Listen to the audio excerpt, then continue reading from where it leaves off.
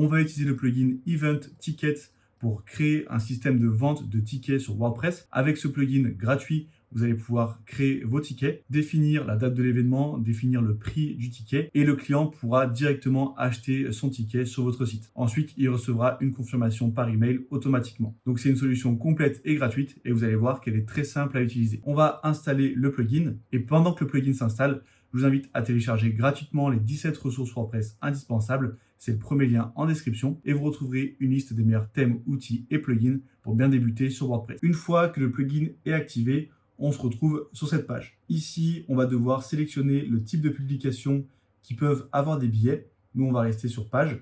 Vous pouvez dire que c'est nécessaire de se connecter avant de faire une réservation ou avant d'acheter un billet. Donc, la différence entre réservation et billet, ça a été mal traduit.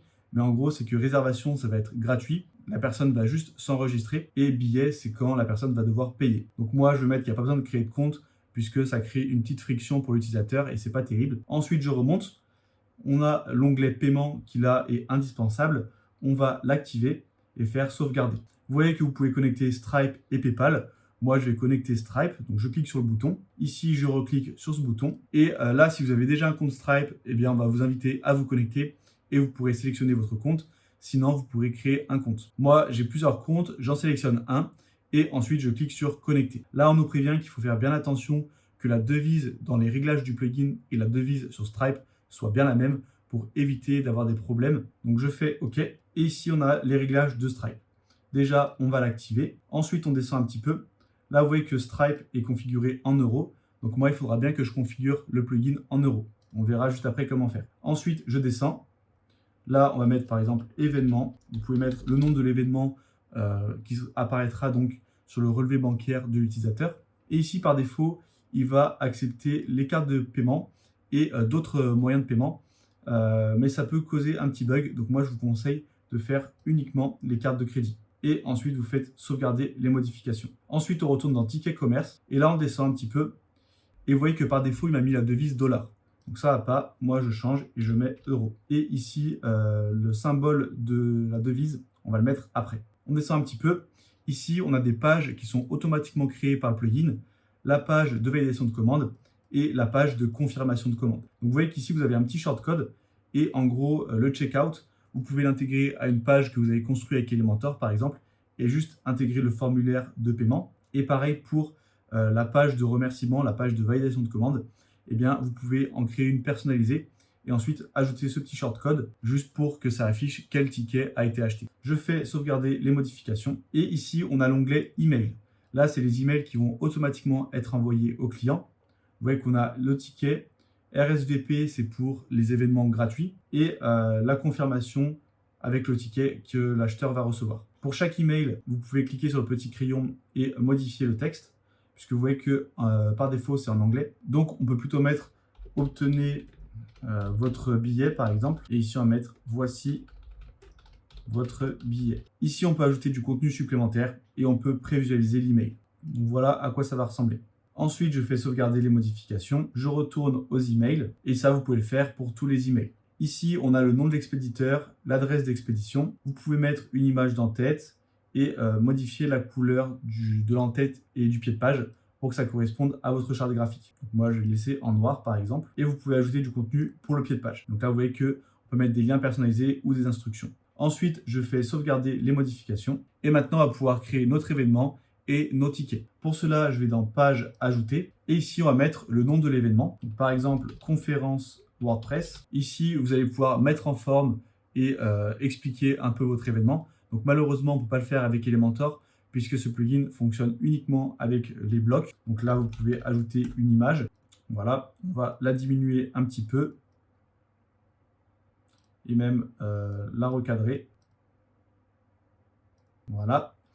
Ensuite, en dessous, on pourrait ajouter un petit peu d'espace et mettre un titre, par exemple, assister à la conférence le 16 juin à Marseille, par exemple. En dessous, on pourrait mettre plus d'informations, donc par exemple une liste avec tous les avantages de participer à l'événement. Enfin bref, vous mettez toutes les informations essentielles pour qu'on comprenne bien en quoi consiste l'événement, quand il a lieu et à quel endroit. Et ensuite, vous allez ajouter la section ticket. Donc là, hop, je vais ajouter un espace. Et en dessous, je vais mettre un titre, réservez votre place dès maintenant. Et là, on va ajouter un nouveau bloc qui s'appelle ticket. Vous voyez que si je commence à taper ticket, je le trouve ici. Et je vais pouvoir cliquer sur ajouter un ticket. Ici, on va pouvoir mettre le nom. Donc, par exemple, pass VIP et une description pour expliquer en quoi ça consiste. Donc là, par exemple, repas inclus et 3 heures de mastermind. Et on va mettre la place, par exemple, à 50 €. Ensuite, ici, on a la capacité, donc le nombre de places, par exemple 5 places, et les dates de vente. Donc, ce n'est pas les dates de l'événement, c'est les dates à laquelle on peut acheter un ticket. Donc, bien sûr, ça va s'arrêter un peu avant l'événement. Donc, si l'événement a lieu le 16 juin, par exemple, eh bien, on peut mettre qu'on peut acheter le ticket à partir du 11 juin jusqu'au 15 juin. Moi, je vais mettre un peu plus, sinon je ne pourrais pas acheter le ticket vu qu'on est le 16 juin aujourd'hui. Donc, je mets le 17 par exemple. Ici, vous choisissez les horaires. Donc, il n'y a pas forcément d'horaire à mettre. Vous pouvez mettre de minuit à 11h30. Comme ça, les gens peuvent tout le temps acheter un billet. Et vous faites ensuite créer le ticket. Maintenant, je peux cliquer sur Cancel. Et si je reclique sur le bloc, je peux aller ici dans les paramètres et ajouter une image d'en-tête. Donc ça, pas forcément très intéressant. Et je peux ajouter un autre ticket. Par exemple, pass standard avec uniquement le repas inclus, par exemple. Et pas les 3 heures de mastermind. Et donc là, à 15 €. Tac, là, on met cette fois qu'il y a 10 places. Et il faudrait mettre les mêmes dates. Ensuite, je fais créer et fermer. Donc là, vous voyez que c'est pour créer des tickets payants. Mais on peut également créer des tickets gratuits. Pour cela, j'ajoute un nouveau bloc. Au lieu de ticket, ça sera RSVP.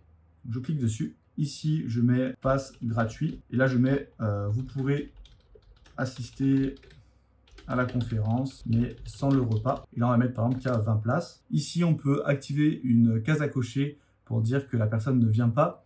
Donc là, c'est plutôt pour des événements un peu plus privés où on veut savoir qui vient et qui vient pas. Donc ça ne va pas être forcément intéressant dans ce cas-là. Pareil pour les dates, il faudrait remettre les mêmes. Et puis, on peut faire créer. Maintenant, si je clique sur publier et que je vais voir ma page, donc là, j'ai mon image. Ici, j'aurai les détails de la conférence. Et vous voyez que ici, je peux réserver ma place. Donc, soit j'ai les billets avec le pass VIP et le pass standard, avec à chaque fois le nombre de places disponibles. Et ici, le pass gratuit. Bon, là, on a un petit bug d'affichage. Ça vient de la mise en forme de ma page, je pense. Et surtout, on a RSVP ici, qui ne veut rien dire en français. Donc ça, il faudrait le traduire avec un plugin comme Loco Translate pour mettre un texte, par exemple, réservez votre ticket gratuit ou quelque chose comme ça, ou bien je participe. Et donc là, si on veut participer à l'événement, c'est très simple. On a juste à sélectionner un billet et à payer. Donc pour faire une démonstration, ce que je vais faire, c'est aller dans les réglages ici, dans paiement, et un peu plus bas ici, on va activer le mode test. Comme ça, on va pouvoir faire une commande fictive. Ici, je sélectionne mon billet, par exemple, à 15 €.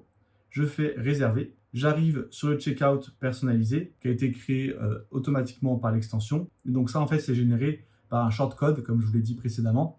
Donc ce shortcode, vous pouvez le reprendre pour l'intégrer sur n'importe quelle page, une page que vous avez créée avec un design spécifique sur Elementor, par exemple, et juste intégrer le formulaire à l'intérieur. Ici, on va mettre une carte de paiement de test. Donc si vous voulez faire ça, il suffit de mettre 4242 à chaque fois. Et ici, vous pouvez mettre ce que vous voulez. Et je fais acheter billet. J'arrive sur la page de remerciement. Ça, c'est pareil. Vous pouvez prendre le shortcode qui va reprendre toutes ces informations et ensuite créer une page personnalisée. Même là, ce ne serait pas forcément utile. Vous pouvez tout simplement créer une page personnalisée avec juste un message de remerciement, puisque là, les informations qui s'affichent ne sont pas forcément très intéressantes. Et si vous voulez mettre une page personnalisée, je vous remontre où c'est. C'est dans les réglages de paiement, tout en bas. Ici, au lieu de choisir la page par défaut, eh bien, vous allez choisir une page que vous aurez créée. Donc ça, vous pouvez le faire pour la page de paiement et la page de remerciement. Une fois que la personne a commandé, elle reçoit automatiquement un email. Donc je vais vous montrer à quoi ressemble l'email. Et vous voyez que l'email par défaut est très basique. On a le nom de l'événement, le pass qu'on a pris et un numéro de référence. Donc là, je vous invite à ajouter du contenu dans l'email pour expliquer comment ça se passe. Par exemple, que le jour de l'événement, eh bien, il suffit à la personne de venir et de donner son numéro de référence, enfin de montrer l'email. Et vous, ensuite, vous pourrez aller ici dans page, toutes les pages, aller sur la page correspondante à l'événement. Donc par exemple ici, j'ai conférence WordPress et vous avez un onglet ici participant. Et là, vous pouvez voir le code de sécurité et donc confirmer que la personne a bien acheté le pass. Avec la version pro, c'est un peu plus pratique puisqu'on a un QR code qui est généré automatiquement. Et donc dans l'email, la personne aura directement un QR code que vous pourrez scanner. Sinon, pour que ça soit plus simple le jour de l'événement pour la personne, vous pouvez tout simplement noter son email et vous faire une liste avec tous les emails des participants. Et ensuite, à chaque participant qui arrive, lui demander l'email, voir si ça correspond, si vous l'avez bien sur la liste, et faire ça pour tous les participants. Ce sera sûrement un peu plus pratique que le code de sécurité. Et le client va également recevoir une facture sous ce format-là. Donc vous voyez qu'on a un résumé de la commande avec le total qu'il a payé. Et pour ce qui est des événements gratuits, donc je vais retourner sur la page. Ici, si je descends et que je veux uniquement le pass gratuit, je clique sur participer. Là, on me demande mes informations, le nombre de participants et je fais terminer. Et là, voilà, c'est bon, on a un participant et moi, je vais recevoir par courrier une confirmation. Donc, vous voyez que ce plugin est plutôt simple à utiliser et même en version gratuite, il est complet puisqu'on a les moyens de paiement et toutes les options nécessaires. Vous pouvez télécharger gratuitement les 17 ressources WordPress indispensables. Vous retrouverez une liste des meilleurs thèmes, outils et plugins pour bien débuter sur WordPress. C'est le bouton juste en dessous. Et si vous voulez développer vos compétences sur WordPress, abonnez-vous à cette chaîne pour ne louper aucun tuto.